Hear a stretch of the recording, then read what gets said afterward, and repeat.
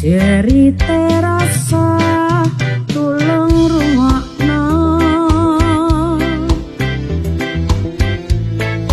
ojo gawe ati rakyat gelo, nganti seprene tak enteni, impenku tetep ning ati.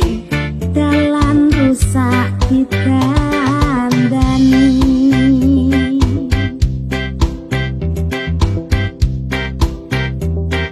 yo wis ben tetep tak enteni kanthi sabar ati iki.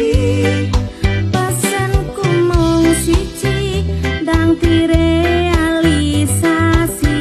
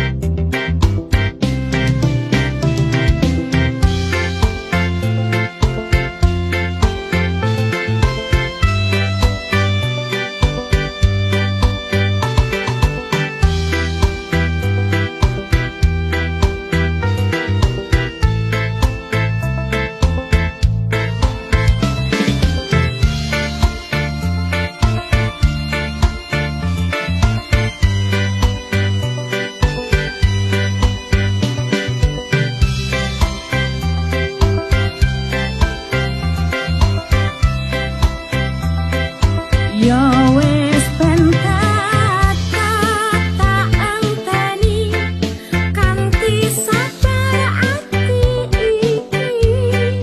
Pesenku mung siji ndang direalisasi.